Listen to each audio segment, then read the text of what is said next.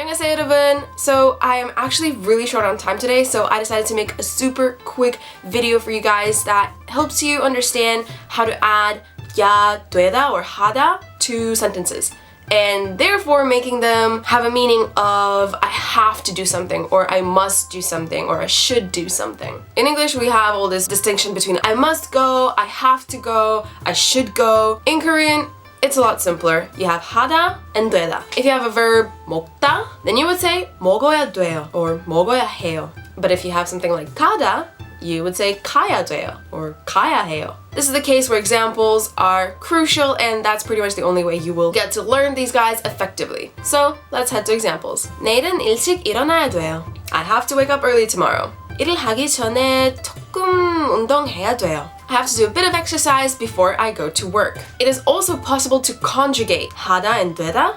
So if you want to say something in past tense, you could say 그때 열심히 일해야 됐어요. At that time, I had to work really hard. You can also conjugate in future tense, and it's quite straightforward if you're familiar with the way future tense is formed. If you're not, head over to my future tense conjugation video right here and refresh your memory. So in the future tense, you'd say something like 10분 후에 가야 될 거야. In 10 minutes, we should go. Speaking of future tense, you can actually add a tiny little detail to this expression to make it a bit more Korean sounding, I guess, and that is get, which when you're talking about something in the future, you can add it and it will create a sort of I'm guessing or I'm assuming kind of feeling. When you have a sentence like 밥을 먹어야 해요, I have to eat food. Adding get to it and making it 밥을 먹어야 하겠다 is pretty much gonna give it a future tense feel and create this idea of assumption.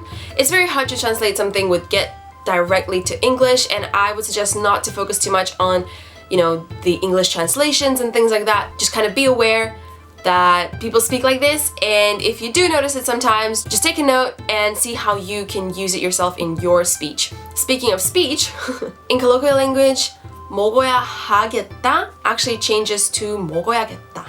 So the ha kind of drops and no one really cares about it. One thing you should keep in mind is that usually when you use 겠다 is when you kind of got a clue from something, either from a conversation that you've been having or an action that you did, and that triggered you to say this particular sentence. For example, you look at the clock and you say something like 나는 지금 가야겠다. And this translates to English something like I guess I should go now, or I better get going now, or I should really go now. Lastly, there's just this one little way you can use to express a similar meaning like 야, 되다 or 하다, and that is to add 지 to the end of the sentence. For example, if you have a sentence like 우리는 빨리 가야 돼요. We should really go fast, like we should really rush. And you can actually say the sentence differently, like this. 우리는 빨리 가야죠, or 우리가 빨리 가야지. These sentences mean the exact same thing. We should really hurry, we should really go fast. When it comes to 지, you can say things like 운명을 믿어야지. We should believe in fate.